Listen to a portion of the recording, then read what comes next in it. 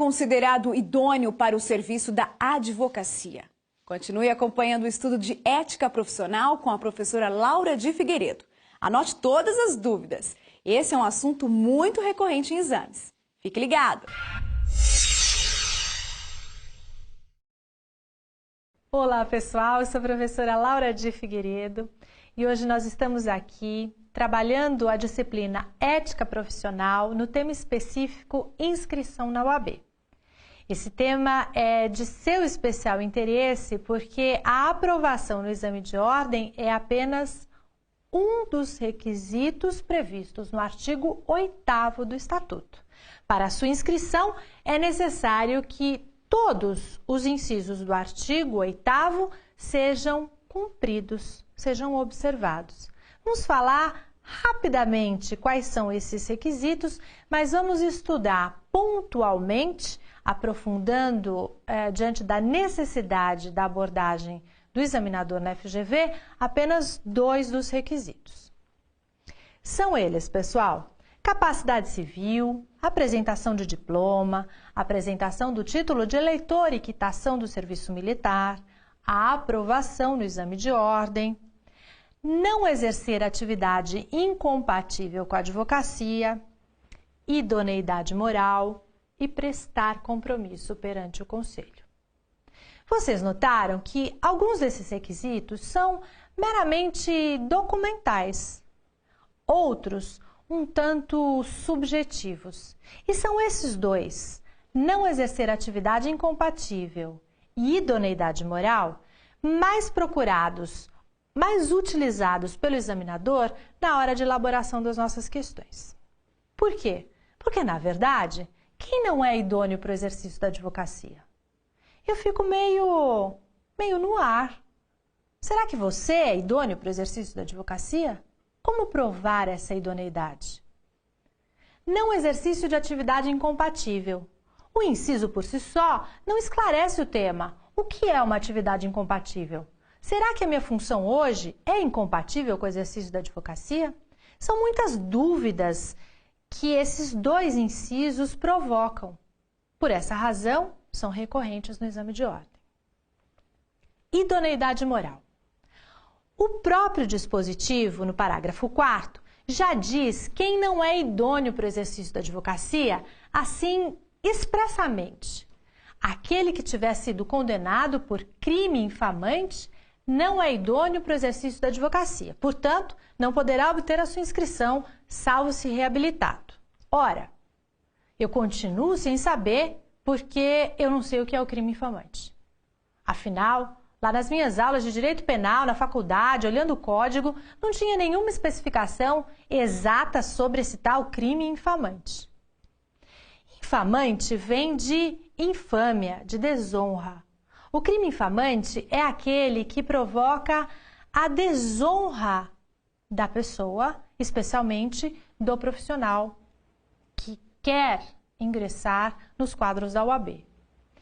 Quem decide se o crime é infamante ou não, num último grau, em última instância, é o Conselho Federal da OAB. E este órgão já decidiu que o estelionato, a falsificação de documentos, são crimes considerados infamantes para o advogado. Portanto, se eu sou candidata à inscrição, sou aprovada no exame de ordem, mas tenho esta condenação por crimes dessa natureza, a minha inscrição vai ser vetada. Eu preciso primeiro obter a minha reabilitação judicial para depois fazer a minha inscrição na OAB. Notem que não é a gravidade do crime que determina ser ele infamante ou não, mas sim o aspecto da confiança, da confiabilidade neste profissional. Se a gente pensar num homicídio e no estelionato, o homicídio não é considerado um crime infamante, necessariamente poderá até ser, mas o estelionato é. E o homicídio é mais grave que o estelionato.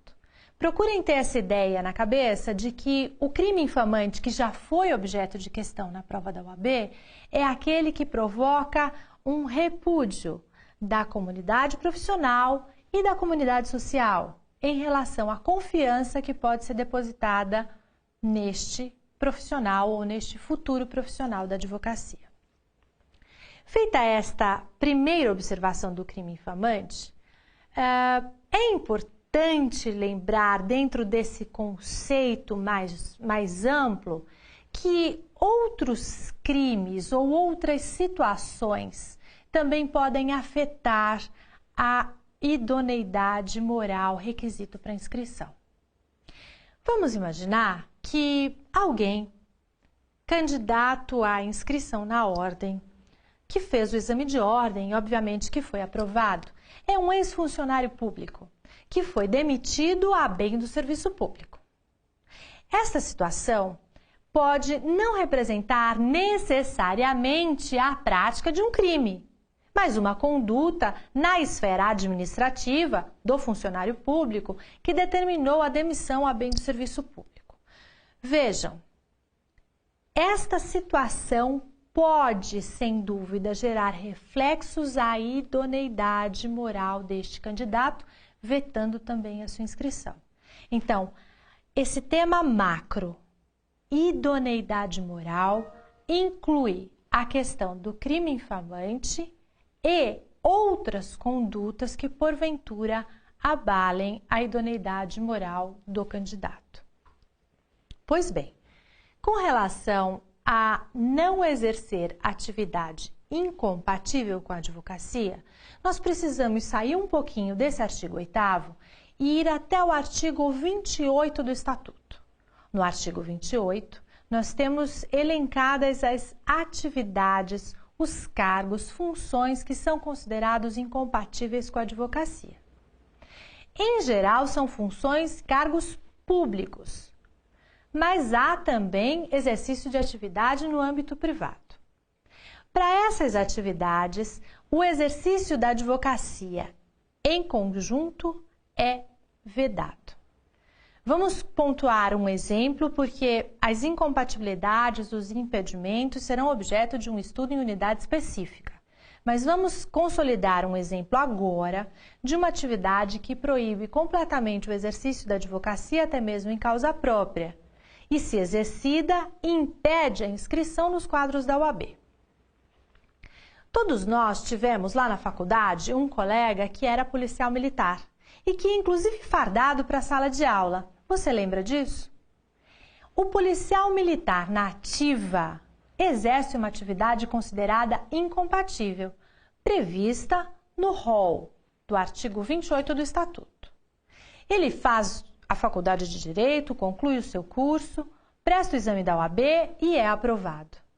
Será que ele cumpre este requisito, não exercer atividade incompatível?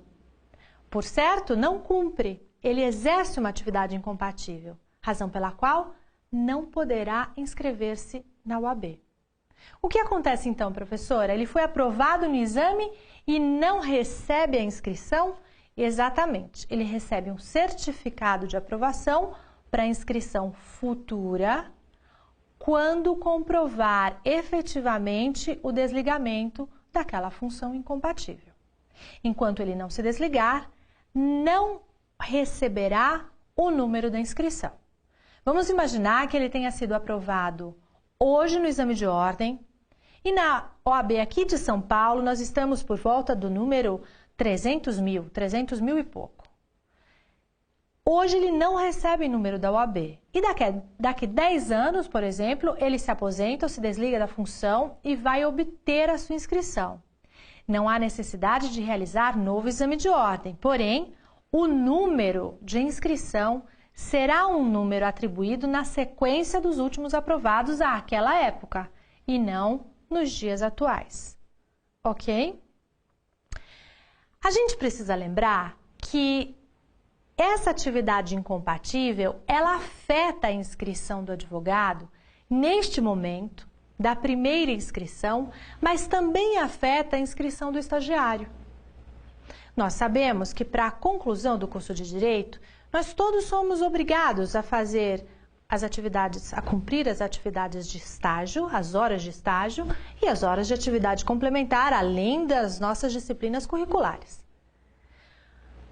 O estágio com inscrição na ordem, com carteira de estagiário da OAB, também é vedado àqueles que exercem funções incompatíveis. Então, cuidado! Quando eu estou olhando os requisitos para inscrição do artigo 8º, dos incisos 1 ao 7, eu estou olhando a inscrição na OAB e não apenas a inscrição como advogado. Eu estou olhando o advogado cumprindo todos integralmente e o estagiário cumprindo parte deles. Quais requisitos o estagiário não vai cumprir? Aprovação no exame de ordem. Óbvio, ele não foi aprovado. Apresentação do diploma. Só esses dois. Ele não foi aprovado no exame de ordem e ele ainda não tem o diploma. Ele tem uma inscrição de estagiário. Ah, professora, mas como é que fica então aquela situação do aluno, do acadêmico do curso de Direito, que é policial militar na ativa? Como é que ele cumpre as horas de estágio? Como o seu colega da faculdade cumpriu, na própria instituição, sem inscrição na ordem, sem carteira da OAB como estagiário. O que importa para nós agora é saber que a inscrição como advogado e a inscrição como estagiário estão incluídas no artigo 8º e que o exercício de atividade incompatível atinge ambas. Agora vem uma parte importante. E se o advogado, que tem a inscrição, portanto, seu número de inscrição na OAB, assume uma atividade incompatível no curso da vida? No curso da sua vida, como advogado, ele acaba assumindo um cargo ou função incompatível prevista no artigo 28. Se essa função é incompatível com a advocacia, como é que fica o exercício da atividade advocatícia? Será que ele pode continuar exercendo porque ele já cumpriu o requisito no início? Ou o que acontece com a sua inscrição? A inscrição do advogado, cumprindo os requisitos do artigo 8º, ela não é eterna. Ela não é um passaporte para a vida toda. Ela pode sofrer restrições no curso da vida, como o exemplo que nós demos agora. Os requisitos para inscrição acompanham o profissional e devem ser mantidos durante a vida. Vamos dar um exemplo dramático, mas real. Já vi decisões assim no Conselho Federal da OAB. Alguém apresenta todos os requisitos, é aprovado no exame de ordem, mas descobre-se futuramente que o diploma era falso. O diploma, a apresentação do diploma, é um requisito para inscrição, mas o diploma era falso. Ah, mas ele já tem inscrição, então agora segue. Não. Se eu não tinha aquele requisito e foi comprovado que o diploma era falso, ou ele foi aprovado no exame de ordem, aí descobre-se, não, a aprovação foi falsa, ele não foi aprovado. Essa inscrição deve ser cancelada, porque foi obtida com base em informação falsa. A minha capacidade civil, eu preciso apresentar capacidade civil no momento da inscrição. Só que passam-se os anos e eu sou interditada. Fico louca babando, internada num hospício. Perdi capacidade civil, ou seja, perdi um dos requisitos para inscrição, minha inscrição deverá ser cancelada. Notem, os requisitos devem acompanhar a vida profissional do advogado, assim como não exercer atividade incompatível. Respondendo à pergunta, se o advogado assume atividade incompatível no curso da vida, se esta atividade incompatível for em caráter definitivo, a sua inscrição será cancelada. E se for em caráter temporário, ele ficará licenciado. Cancelamento e licenciamento são temas que nós veremos na nossa próxima unidade de estudo. Vamos agora para a nossa questão sobre o tema desta unidade, inscrição na OAB requisitos, do exame FGV unificado 10, 10º exame de ordem. Um jovem advogado inicia sua carreira em seu estado natal, angariando clientes em decorrência das suas raras habilidades de negociador. Com o curso do tempo, sua fama de bom profissional se espraia e, em razão disso, surgem convites para atuar em outros estados da federação.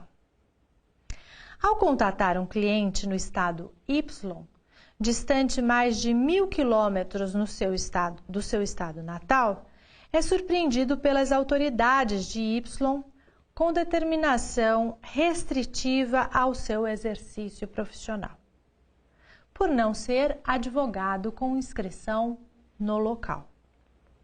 A partir do exposto, nos termos do Estatuto da Advocacia, assinale a afirmativa correta. Nessa nossa unidade vista agora, requisitos para inscrição, nós não entramos nas espécies de inscrição, que são inscrição principal, suplementar, por transferência e nova inscrição, além da inscrição do estagiário. Mas nós já falamos, quando tratamos do artigo 7º, Direitos do Advogado, naquela unidade de estudo específica, que o advogado tem liberdade de atuação em todo o território nacional, mas que, na verdade, esse direito sofre algumas restrições quando eu estiver fora da minha unidade de inscrição. Esse é o tema da questão. Nós vamos aprofundar um pouquinho na próxima unidade. Trata da necessidade de inscrição suplementar quando o advogado passa a exercer com habitualidade a inscrição em outra unidade da federação, em outro conselho seccional. O nosso jovem advogado, que começou a carreira no estado natal e depois a sua experiência se alargou e ele foi para outro estado distante de mais de 1.000 quilômetros do seu estado natal, ele agora exerce atividade, portanto, fora da área territorial do conselho seccional da sua inscrição. Ele está em outro estado. Vamos ver como é que o examinador posicionou as alternativas. A partir do exposto, assinale a afirmativa correta. Letra A. O advogado deve restringir o exercício profissional ao local em que obteve a sua inscrição. Errado. No local onde ele obteve a sua inscrição, a sua atuação é ampla e restrita, sem limite do número de causas, mas ele pode advogar em todo o território nacional. Letra B. O advogado deve solicitar autorização a cada processo em que atuar fora do local de inscrição. Não existe nenhum tipo de autorização para atuação em cada processo fora do meu local de inscrição. A atuação habitual em outro estado é que exige, se for habitual, acima de 5 causas ao ano, uma inscrição suplementar. Eu fico com a minha inscrição principal no local da minha inscrição e tenho uma outra inscrição, por isso o nome suplementar, naquele outro estado. Letra C. O advogado deve realizar exame de ordem em cada estado em que for atuar. Essa foi de matar na hora do exame, né? Quando o pessoal estava fazendo, falar que ele tem que prestar exame de ordem a cada estado era para morrer, porque a ordem é um órgão nacional, federal, portanto, um único exame de ordem. E nós vamos ver, talvez nunca mais, mas há possibilidade de nova avaliação, sim, nós vamos ver nas unidades seguintes. E letra D, que é a que nos resta, o advogado pode exercer sua profissão em todo o território nacional. Questão fácil, tratando aí do tema inscrição e atuação em estados diversos do local onde o advogado está inscrito.